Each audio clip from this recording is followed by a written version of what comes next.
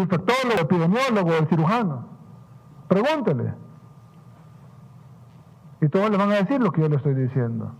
Entonces el llamado acá es a todas las fuerzas vivas del país, académicas, económicas, sociales, organizaciones de la sociedad civil, partidos políticos, diputados, alcaldes, etcétera, a que nos pongamos la mano en la conciencia. Dejemos la campaña para después, que de por sí faltó un montón, aunque no faltara, moralmente lo dejamos dejar para después, pero de por sí, gracias a Dios, faltó un montón. Dejémosla para después y enfoquémonos ahora en salvar vidas, en darle salud y que no se nos caiga la economía a la par, sabiendo siempre que es la tercera prioridad. Gracias a Dios, una buena parte del empresariado lo ha entendido, gracias a Dios, la mayoría de la población lo ha entendido, y gracias a Dios, por lo que escuché hoy de los alcaldes, todos estuvieron de acuerdo. Ya no sé qué le dirán cada uno en sus declaraciones a la prensa, pero aquí en la mesa, todos estuvieron de acuerdo. Y todos eran de Arena. Y muchos alcaldes de ciudades muy grandes, San Salvador, Santa Tecla, Sonsonate, Ilopango. Santa Tecla no es representante, pero aquí estuve, estoy de acuerdo. Ilopango, Soyapango, Ciudad Delgado, Santana, La Unión, Apopa, etcétera. Probablemente 2 millones de personas gobiernan localmente los alcaldes que estaban aquí. Entonces, pongámonos todos la mano en la conciencia, porque nuestro país necesita bajar la curva y necesita tener una luz de esperanza de que vamos a abrir y necesita apoyo en alimentación mientras tanto. El Estado va a garantizar 3 cosas mientras dura la cuarentena. Va a garantizar la salud, que se garantiza por medio de la cuarentena y la atención de salud en los hospitales. Va a garantizar la alimentación, que lo estamos haciendo con la operación más grande de reparto de alimentos en la historia de nuestro país. Y va a garantizar la seguridad, que ahorita tenemos el promedio más bajo de nuestra historia. Somos el país con el promedio de homicidios más bajo de la región. Es que estamos en pandemia, dice uno, y estamos en cuarentena. No es cierto, en Panamá está en cuarentena y han subido los homicidios, en México está en cuarentena y han subido los homicidios, en Honduras está en cuarentena y han subido los homicidios, en El Salvador estuvimos en cuarentena el mes pasado y tuvimos 4 días con 80 homicidios. No es cierto que la cuarentena detenga los homicidios. Sí es cierto que cambia la dinámica, pero no es cierto que detenga los homicidios. Y gracias a Dios, abril en su totalidad fue un mes bastante bueno, 60% menos homicidios que el abril del año pasado. Y hoy mayo esperamos no solo que sea mejor que mayo del año pasado, sino que sea el mes más seguro en toda la historia de El Salvador. Así que vamos a garantizar la salud, la alimentación y la seguridad. Pero queremos garantizar también la economía. Pero para eso tenemos que trabajar de la mano con los demás poderes del Estado, con la sociedad civil, con los empresarios, con los medios de comunicación y con las fuerzas vivas de nuestro país. Muchas gracias y estoy abierto a preguntas de la prensa. Iniciamos con Silvia Hernández del Noticiero. Buenas noches, presidente. Estamos en vivo para el noticiero de Canal 6. Tal vez reiterarnos esta demanda que se va a presentar en contra de la Asamblea y la Corte Suprema de Justicia, cuándo se estaría presentando y cuál es el contenido. También quisiera hacerle otra pregunta, y es que el lunes dijo que presentarían ante la Asamblea una propuesta de reapertura de empresas, la cual fue consensuada con los empresarios con los que se reunió el lunes. ¿En qué consiste la propuesta y de qué trata la cuarentena más severa? Correcto. La demanda es una demanda ante la Comisión Interamericana de Derechos Humanos por la violación al derecho a la salud y a la vida del pueblo salvadoreño, al no permitirle al gobierno las herramientas y tomar las medidas necesarias para prevenir el contagio y prevenir la expansión de la pandemia. Ojo, todas las medidas que ha tomado el gobierno de El Salvador, a pesar de las campañas que han dicho que son dictatoriales y no sé qué, violatorias de derechos humanos, son las medidas recomendadas por la Organización Mundial de la Salud, la Organización Panamericana de la Salud e incluso por otros organismos internacionales que tienen que ver con derechos humanos. Sobre todo porque defienden el derecho humano a la salud y a la vida, que son 2 de los derechos más importantes, y no los más importantes, ponderados en los demás derechos. Hay gente que dice que todos los derechos tienen igual jerarquía, no es cierto. Y eso ya hay amplia jurisprudencia que dicen que no es cierto. El derecho a la vida, por ejemplo, es más importante que el derecho a la libre circulación. El derecho, es por eso que cuando un alcalde hace una fiesta patronal puede cerrar una calle, violando mi derecho, entre comillas, a la libre circulación, por una fiesta patronal. pero no puede matarme para celebrar la fiesta patronal, porque mi derecho humano a la vida está muy por encima de mi derecho a la libre circulación. Es un ejemplo extremo, pero es ilustrativo. Entonces vamos a poner una demanda una denuncia ante la Comisión Interamericana de Derechos Humanos por la violación del derecho a la salud y a la vida y por no permitir al gobierno que tome las medidas sanitarias necesarias para detener el avance del virus, así como todos los gobiernos del mundo han tomado. Y no estoy hablando de dictaduras, estoy hablando de la democracia del mundo. Francia, Alemania, España, Italia, es más, las medidas que estos países han tomado son muchísimo más estrictas que la de El Salvador. La cuarentena de España es mucho más estricta que la cuarentena de El Salvador. La cuarentena de Italia es mucho más estricta que la cuarentena de El Salvador. Entonces no estamos hablando de dictadura, no sé si hay dictadura en Italia, ¿verdad? Entonces vamos a poner esa denuncia. Lo otro es que nosotros hicimos una propuesta al grupo de empresarios, la misma propuesta que le hicimos al grupo de alcaldes y la vamos a seguir haciendo a otros grupos representativos de la sociedad salvadoreña para que todos estemos a bordo en este proyecto. Y es de que apliquemos una cuarentena con el mismo articulado actual, pero que sea cumplida por todos, o al menos que todos tratemos de que todos la cumplan, con campaña, con llamados, no diciéndole a la gente, no, que lo cumpla porque es ilegal o porque es inconstitucional, no, haciendo todo el esfuerzo para que todos la cumplamos, como un esfuerzo de nación, en donde todos nos unimos para lograr bajar esa curva en 15 días, para que el 6 de junio, si se aprobase mañana, si no, pues ahí va a ir adelantando los días, para que 15 días después podamos empezar a abrir la economía. Poco a poco, cuando digo poco a poco, no quiere decir que un poquitito y un poquitito no, sino que con bloques grandes de la economía, los más vitales, la industria, la agricultura, la construcción de inicio y así, con distanciamiento, con protocolos, con porcentajes, garantizando los flujos y el transporte, de una manera de minimizar el riesgo de contagio. Aparte de las medidas personales que cada quien debe tomar, el uso de mascarilla, el distanciamiento social, el uso de alcohol gel, la higiene, etcétera.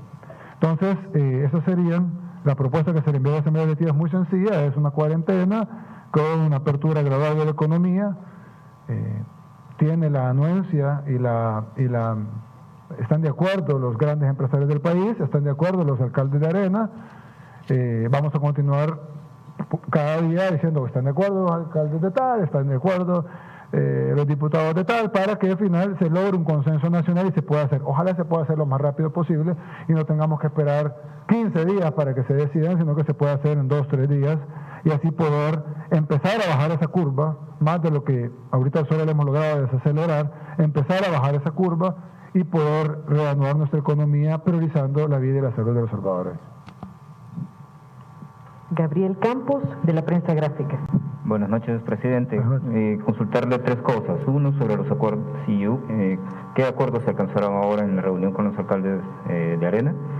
Dos, consultarle sobre la declaratoria de casi 25 organizaciones que hicieron esta mañana una solicitud a la OEA para que se activen mecanismos y procedimientos para garantizar derechos humanos de la población salvadoreña tras la emisión de los decretos 19-26 anoche. Y también hay organizaciones que están exigiendo a la Sala de lo Constitucional que se declare inconstitucional el decreto 19, porque aseguran que es lo mismo que el decreto 18, que fue el declarado inconstitucional por la Sala. Y ante esto, ¿por qué no aprobar la ley que fue avalada el lunes en la Asamblea Legislativa para darle un sustento legal al decreto? Sí, bien. Varias razones. En primer lugar, las 25 organizaciones, de las cuales no sé por qué se zafó la UCA, antes iba siempre en la lista, hoy se zafó, incluso pusieron un comunicado diciendo, porque en la ley, o en el proyecto de ley que aprobó la Asamblea Legislativa, incluyeron a la UCA como parte de un supercomité que iba a velar por la salud del país cuando es violatorio el artículo 40 de la Constitución. Entonces la UCA dijo, esperen, nosotros ni siquiera nos consultaron, nosotros sáquenos de ahí, solo publicó la UCA hoy. Y eso que la UCA ha sido muy dura criticando a este gobierno. Pero ni siquiera ellos les dijeron, si nos metieron ahí en la ley, nadie les consultó. Lo otro es de que el decreto 19 no se parece al 18. El decreto 18 es un decreto amplio, que nosotros sentíamos que era necesario para proteger a la población en la pandemia. Pero la Sala lo declaró inconstitucional y uno de los motivos más importantes que iba en la demanda de la Fiscalía y por ende en la resolución de la Sala, es que decían que nos estábamos extralimitando, incluso algunos decían que estábamos prorrogando un decreto legislativo vía decreto ejecutivo. Entonces, para evitar eso, nosotros lo que hicimos fue una declaratoria simple y llana, Simplemente la declaratoria tal cual, no es sin todo el articulado, y se puede leer, está en versión pública, está publicado. Ahí está un articulado sencillo, básico, simplemente la declaratoria de emergencia tal cual, llana, como siempre se ha hecho en el país, en cualquier inundación, en cualquier lluvias, etcétera, temporal, mucho más ahora que estamos en emergencia mundial, que es la definición de una pandemia, una epidemia mundial. Así que no tiene nada que ver el decreto 19 con el decreto 18.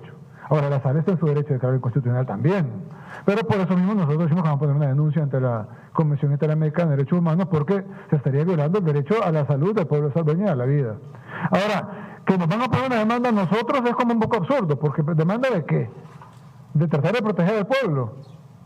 O sea, es un poco absurdo, porque nosotros, porque estamos acatando la resolución de la sala, tratamos de buscar una solución para que el país se mantenga en emergencia. La misma sala mandató en su resolución que fuéramos a la asamblea a negociar un decreto de emergencia. Fuimos, estuvimos todo el día ahí, o sea, nuestro gobierno estuvo todo el día ahí, no lo recibieron, mejor recibieron a la NEP y no recibieron a nuestros funcionarios. Terminaron a la 1 de la mañana del martes y ni siquiera tocaron el tema de la emergencia. Entonces nosotros estaríamos, los que están en desacato son ellos, si lo viéramos objetivamente. Pero como, bueno, nosotros somos malos, ¿verdad? Entonces nosotros dijimos, bueno, ¿qué hacemos? ¿Dejamos al país sin emergencia? No, decretamos emergencia, pero para que no sea el mismo decreto 18, solo decretamos la simple y llana emergencia. Ahora, ¿por qué no aprobamos la ley que la Asamblea aprobó? Porque eso no es una ley de emergencia, ni siquiera se llama ley de emergencia. Y si usted ve la ley, no tiene nada que ver con la emergencia, es una ley de reapertura económica, es una ley que usurpa 60 funciones del órgano ejecutivo. O sea, le ordena a CEPA, le ordena a Migración, le ordena a Aduanas, le ordena al MOP, le ordena al Ministerio de Salud, le ordena a la Policía. Por Dios, si quieren, quitamos la presidencia y el gobierno y la pasamos a la Asamblea Legislativa y que gobiernen a punta de decreto. Como les digo, que cuelguen en las puertas de las casas de que no se puede entrar a robar y ya nadie va a robar. Es absurdo, es un decreto absurdo. Ese decreto, es el decreto más absurdo que he visto. Por supuesto que lo voy a votar, y lo voy a votar por inconstitucional, no por inconveniente. Yo esperaría que la sala, si es que lo superan, yo esperaría que la sala tuviera la más mínima emergencia. Y quiero decir una cosa que es bien importante.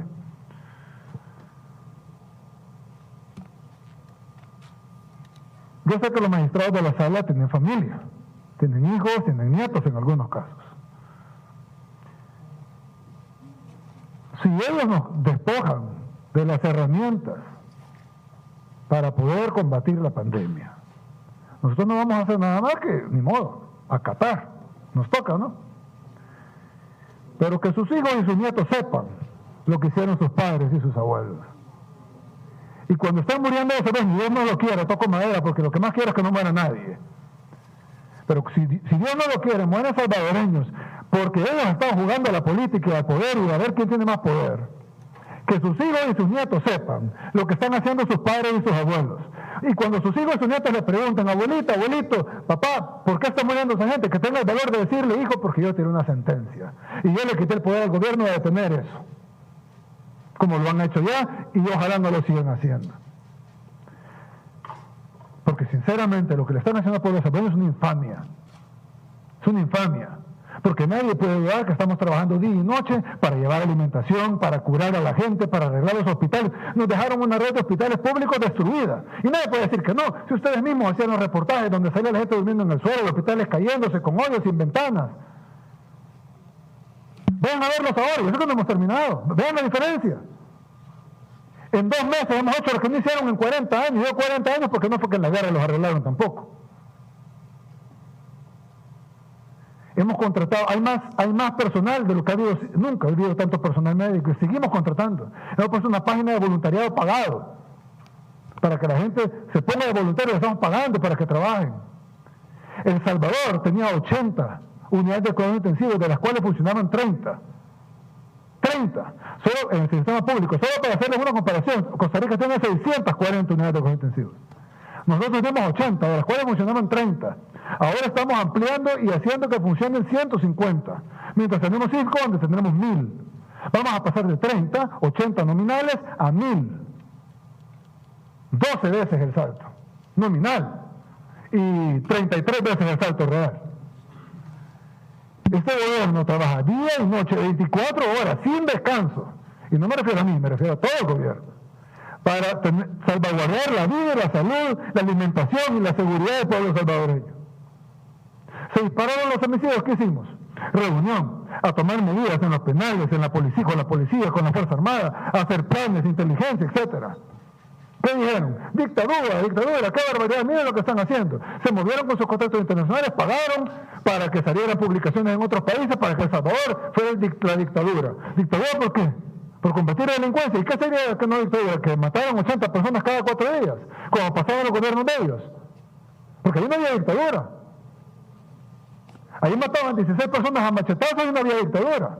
Quemaban un bus y no había, con gente dentro, y el que trataba de salir lo balearon y no había dictadura. Pero ahora que tenemos una semana con 4 días sin homicidios, en la semana el promedio de homicidios fue de 0.7. 0.7. Como país de primer mundo. Esa es dictadura. ¿Dictadura de qué? ¿Qué ley violamos? ¿Qué facultades? ¿Acaso hoy ya no podemos usar la policía?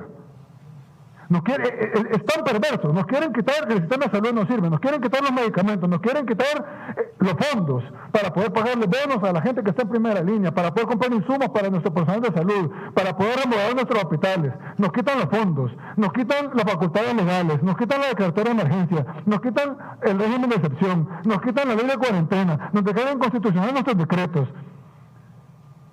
Hacen campaña de confusión a la población para que la gente no sepa si terminó la cuarentena ayer, si termina hoy, si termina mañana, si termina en 20 días, si termina en 8. Le hacen creer a la población que le aprobaron $3.000 millones. Todos ustedes publican, le aprueban $3.000 millones al gobierno. Puchica, $3.000 millones. Ya tienen los fondos para... ¿Por qué no publican que no nos han dado un centavo por partido por la mitad de esos $3.000 millones? Para Plan Plano Territorial pasó lo mismo. Fase 1 dijimos, la fase 1 la vamos a pagar con fondos propios. Y la pagamos con fondos propios. Mismo presupuesto que tenía el FMLN, que fue por el que lo iban a usar, nosotros pagamos la fase 1, que es la única que está funcionando. A punta de fase 1 tenemos estos resultados. Luego lanzamos la fase 2 y dijimos, vamos a ahorrar otro puchito de aquí, acá, el presupuesto del FMLN, y vamos a ponerlo para fase, pero nos surgen los fondos y pedimos 91 millones. Se tardaron a diciembre para aprobar los 91 millones. Todos ustedes publicaron, algunos en las portadas, los que son periódicos, le aprueban $91 millones al gobierno para la fase 2. $91 millones. Estamos en mayo, ya va a terminar mayo, y no hemos recibido un centavo de los 91 millones porque nunca ratificaron el préstamo. Lo aprueban, pero no lo ratifican. Luego pedimos 109 millones para la fase 3. Ese ni siquiera lo aprobaron. Ahora para la pandemia nos aprueban $2.000 millones. $2.000 millones salieron todos los titulares. Y después pedimos $1.000 millones más.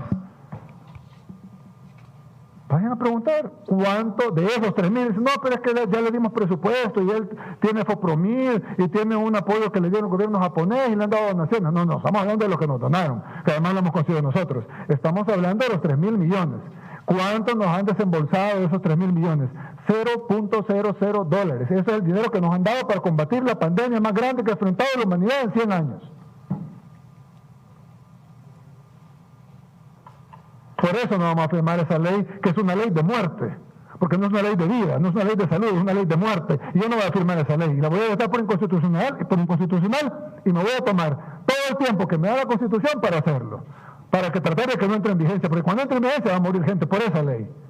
Si es que entra en vigencia, si es que los diputados superan el veto y si es que la Asamblea Constitucional comete otra infamia, pero que le respondan a sus hijos y a sus nietos cuando le pregunten, papá, ¿por qué están muriendo esa gente? Porque yo quise, hijo, porque yo quería que los salvadoreños murieran y porque yo quería desestabilizar el gobierno y no me importó el costo de vidas humanas que se iba a tener. Los alcaldes están de acuerdo con nuestro plan, por lo menos eso fue lo que dijeron aquí, todos. Es más, agradecieron el tiempo que nos tomamos, la invitación, todos. Arena, y no estoy hablando de un grupo no representativo, estoy hablando de más de la mitad de la población que Arena gobierna a nivel municipal estaba ahí representada. ¿Y qué fue lo que hicimos? ¿Qué fue lo que les dijimos? El plan que les acabo de decir. Todos estuvieron de acuerdo. Ahora será labor de ustedes corroborar lo que yo estoy diciendo. Pero todos los alcaldes estuvieron de acuerdo. Al igual que los empresarios estuvieron de acuerdo. Que los empresarios están de acuerdo, la mayoría del pueblo está de acuerdo, los alcaldes están de acuerdo. Los que no están de acuerdo es un grupo controlado por esta este grupo, que en realidad es una familia más que un grupo, tipo clan de la mafia, que se controló las gremiales del país, porque están en todas, y FUSADES, y desde ahí quieren manejar los hilos, sin ganar ni una elección, porque ni en la primaria pudieron ganar en Arena. Pero desde ahí quieren manejar los hilos de las cosas. Y ojo, es una agenda perversa. Pues si es una agenda en pro de algo, ok, pero es una agenda perversa. Porque la propuesta que nosotros estamos poniendo de 15 días de cuarentena a cambio de la reapertura luego de los 15 días es una propuesta moderada, es una propuesta razonable, lógica, de sentido común. No aceptar ni eso. Se llama desestabilización pura y dura. Y lo están haciendo para dejar al gobierno sin recursos. ¿Y eso en qué va a redundar? En muertes de salvadoreños. ¿Y qué va a pasar cuando mueran salvadoreños ni Dios lo quiera? ¿Quién es el culpable? El gobierno. Ahí van a tener el dedo acusador, a pesar de que ellos saben que ellos lo causaron y que ellos lo planificaron. Nelson Rauda, de El Faro. Buenas noches, presidente. Dos preguntas sobre transparencia. Uno de los impases que ha ocurrido en la búsqueda de acuerdos con la Asamblea son los informes de gastos de la emergencia. ¿Por qué el Ejecutivo no ha presentado a la Asamblea los informes de gastos de emergencias con detalles como los proveedores, tal como los diputados lo están pidiendo? Y la otra es esta. En El Faro publicamos que el ministro de Hacienda, la viceministra de Trabajo y el viceministro de Obras Públicas tuvieron dobles cargos. Hoy el secretario jurídico dijo que él también. Hay más funcionarios que ganen salario en el gobierno con estos mecanismos y podríamos conocer los salarios reales de ellos. ¿Tres preguntas? ¿Cuál fue la primera? El impasse sobre el informe de gastos. Sí, bien. Nosotros tenemos que presentar un informe a la Asamblea de todo lo que se ha hecho. Y se está haciendo. Y se ha hecho los informes requeridos. De hecho, en estos días tenemos el informe no solo de la pandemia, sino de todo el año. Además de que ya se presentaron los de la pandemia. A la Asamblea no se le presenta el informe de gastos con proveedores. No sé quién te dijo eso.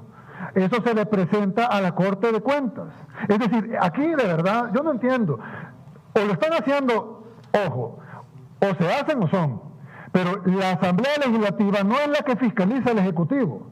La que fiscaliza las cuentas del Ejecutivo es la Corte de Cuentas, que es un poder independiente del órgano ejecutivo y es un poder independiente de la Asamblea Legislativa. Nosotros tenemos a la Corte de Cuentas, que ha nombrado, además, y la presidenta de la Corte de Cuentas lo ha dicho, ha nombrado un equipo especial que fiscaliza factura por factura, proveedor por proveedor de lo que el gobierno está invirtiendo en la pandemia, o que no son fondos especiales que nos ha dado la Asamblea, son los mismos fondos del presupuesto. Y sin embargo, tenemos auditoría especial, ni siquiera auditoría normal que se hace anualmente, auditoría especial de la Corte de Cuentas. Ahora, que tenemos que informar a la Asamblea, sí, pero no tenemos que decirle, mire, fíjense que estas 8 aspirinas se las compramos a la farmacia tal, esta se la compramos directo a Bayer, esta se la viene mañana, porque ellos no son la Corte de Cuentas. Ellos quieren ser todo, quieren ser la Presidencia de la República, quieren ser Ministerio de Salud, quieren ser Ministerio de Seguridad, quieren ser la Fuerza Armada, ellos quieren ser todo, no lo son. Ellos los eligieron para que sean diputados y legislen, no para ser la Presidencia de la República ni para ser un supragobierno. El día que aprobaron la ley esa, bueno, el martes, que la terminaron votando a la 1 de la mañana, nombraron un comité para que controle la salud del país.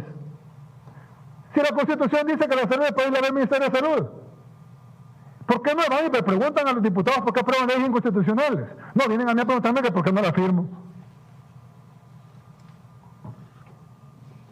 Entonces, por eso, la realidad es que nosotros presentamos informes a la Asamblea, como dice la ley, y factura por factura, ítem por ítem, nosotros vamos a ir a enseñar al Chato Vargas. Eso se le presenta a la Corte de Cuentas. Y la Corte de Cuentas lo está auditando. De hecho, aquí tengo esperando desde hace rato al comisionado de las ICIES, porque además hemos puesto a las ICIES a que fiscalice también. Porque el primero que no quiere que vaya a haber un caso de corrupción allá abajo, soy yo. Y que después me vaya a reventar 10 años después. Pero no es Rodrigo Ávila el que va a fiscalizar los gastos del gobierno. Es la Corte de Cuentas. Y en el caso nuestro, que quisimos poner algo adicional para fiscalizarlo, pusimos a las ICIES, que son auditores internacionales, auspiciados por la Organización de Estados Americanos. ¿La otra pregunta cuál era? Los dobles cargos. Dobles cargos, sí. La Secretaría Jurídica de la Presidencia se ha dado honor en toda la vida, por lo menos en la última década o más. Y lo que se hace es que uno de los asesores jurídicos de la Presidencia se le da el cargo de secretario jurídico de la Presidencia. No es el caso de nuestro secretario jurídico, ha sido el caso de los secretarios jurídicos anteriores también. Y me extraña que no lo sepan, o tal vez ya lo sabían. Entonces, uno de los asesores jurídicos de la presidencia se le da el cargo de secretario jurídico de la presidencia, pero como es ilegal que tenga dos cargos, perdón, es ilegal que tenga dos salarios, entonces el segundo cargo se le da ad honorem. Ustedes recuerdan cuando Hatos Bun se le nombró ministro de Educación, por ejemplo. Él era secretario de Gobernabilidad, tengo entendido, si bien recuerdo. Cuando se le nombró ministro de Educación, fue ministro de Educación ad honorem. Igual que cuando el vicepresidente Sánchez Serén se le nombró ministro de Educación, se le nombró ministro de Educación ad honorem. No es que tenía dos sueldos, sino que tenía dos cargos. El cargo de vicepresidente, con el cual recibía salario, y el cargo de ministro de Educación, con el cual no podía recibir salario porque no se pueden tener dos pagos del gobierno. Entonces, en el caso del secretario jurídico, él, como siempre se ha hecho, es uno de los asesores jurídicos de Casa Presidencial, que hay varios, que ganan lo mismo, y a él se le da el cargo especial de secretario jurídico para que él firme lo que tiene que firmar por ley el secretario jurídico, pero no se le paga por ese cargo y por eso se le pone secretario jurídico ad honorem. No es que el hombre no gane dinero, es que el hombre ese cargo no recibe nada porque es un cargo de mucha relevancia formal, pero el trabajo real lo hacen los asesores jurídicos, no lo hace el secretario jurídico, quien lo que hace es estampar la firma. ¿Y los salarios reales de ellos? Pero este portal de transparencia. O sea, yo no tengo el portal de transparencia en la cabeza. Bueno, ahí está el portal de transparencia, no el portal de transparencia que ha habido siempre, yo en la cabeza. ¿Cuántos empleados públicos? 250,000, por favor. Seguimos pregunta. con Alexis Juárez de Órbita TV. Buenas noches, presidente. Buenas noches a todos. Dos preguntas relacionadas siempre al tema de la Asamblea Legislativa. El primero, conocer específicamente la situación que se da con esto de los préstamos. Mañana es posible, o un 99% probable, que no vaya agendado este tema y no se va a analizar. Es decir, no hay recursos. ¿Cómo va a ser el gobierno para pagar todas las situaciones que tiene que pagar, los gastos? Y se ha conocido también que ya se le pagó a los empleados legislativos y a los diputados, pese a la advertencia que usted había hecho el pasado lunes. Y la segunda pregunta sería si existe un enfrentamiento entre órganos del Estado, entre Ejecutivo y Legislativo. Hoy le preguntábamos al presidente de la Asamblea Legislativa y él decía que no, que ellos están cumpliendo su labor y usted está cumpliendo con el mandato que se le otorgó. Entonces, si no hay enfrentamiento, ¿cómo podría dársele una solución y un acuerdo para que entre todos los órganos se trabaje a fin de atender la pandemia con el mismo objetivo de que no existan más casos y más muertos? Gracias, muchas gracias. Excelentes preguntas. La primera, es probable que mañana no se aprueben los fondos y que de nuevo, y después va a aparecer Loro repitiendo lo mismo, diciendo no nos han dado un centavo por la mitad, pero hay que recordarlo porque la gente de repente piensa que ya nos han dado algo. Yo espero que mañana lo aprueben por el bien del país, porque necesitamos dinero para comprar insumos médicos, para comprar medicamentos, para seguir ampliando los hospitales, para seguir preparándonos. Le hice una pregunta y le digo, ¿cuántas ambulancias tenemos? Y me dicen, disponibles tenemos 15 ahorita. ¿Cómo que 15 disponibles ambulancias? Empezamos a agarrar, reconstruir ambulancias todas, digamos 80. Yo digo, no podemos tener 80 ambulancias. Si esto está ahí, vamos a necesitar más de 80 ambulancias. Hay que comprar ambulancias. Entonces tenemos que prepararnos bien y lo bueno es que esto va a quedar, no es que la ambulancia va a desaparecer después de la pandemia, la ambulancia va a quedar, los hospitales ampliados van a quedar, las 1,000 UCIs que vamos a dejar el país, va a pasar de 80 nominales y de 30 reales a 1,000, esas 1,000 UCIs, 1,000 unidades de cuidados intensivos van a quedar para atender personas con insuficiencia renal, con derrames cerebrales, con ataques al corazón, con accidentes de tránsito, etcétera. Dejar esa herencia ahí, aparte de combatir la pandemia y reactivar la economía. Yo esperaría que dejaran a un lado los pleitos y se aprobaran los fondos. Y ahí voy a algo, me dice, mire, pero usted ¿por qué dice que dejen a lado los pleitos y que aprueben los fondos? Pero les dice sus cosas. Miren, algunos de ustedes mismos que seguirán la política de Estados Unidos, por ejemplo. En Estados Unidos hay un pleito y un choque verbal entre la Casa Blanca y el Congreso y el Senado de los Estados Unidos casi de diario.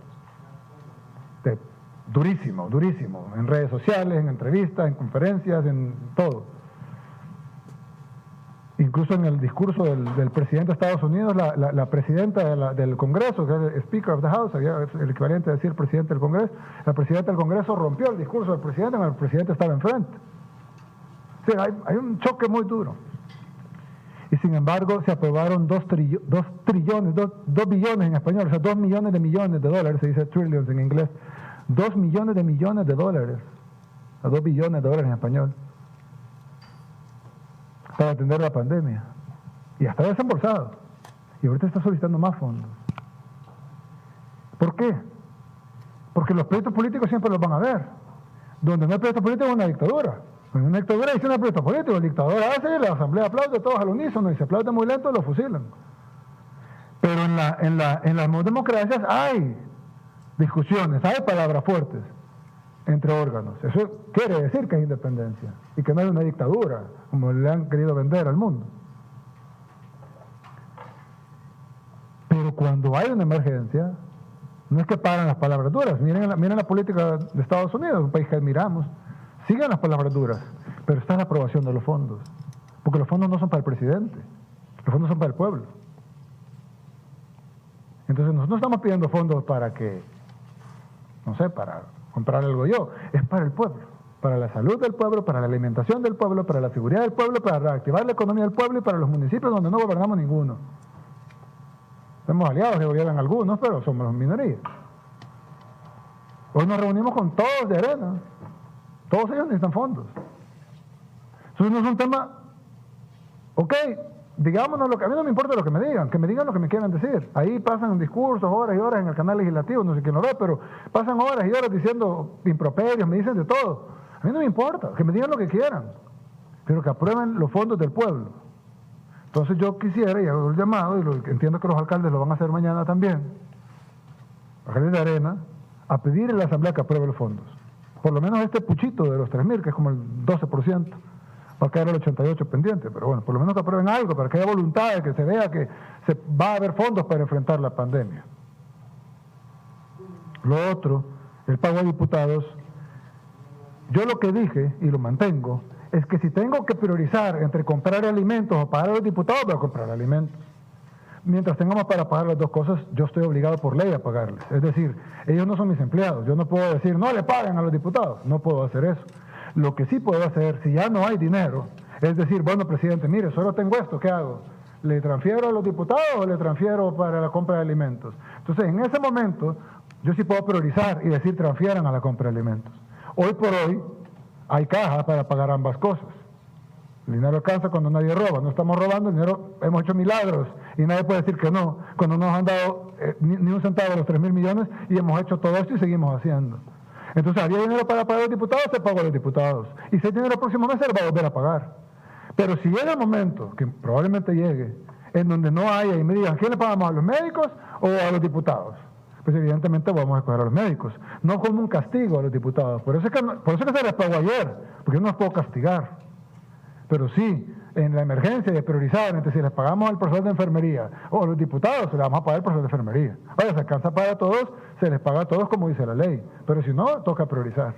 Gracias a Dios, no está tocando priorizar aún, pero cada vez, a medida se adentre la pandemia, a medida se incrementando la necesidad de recursos, pues esto pudiera pasar.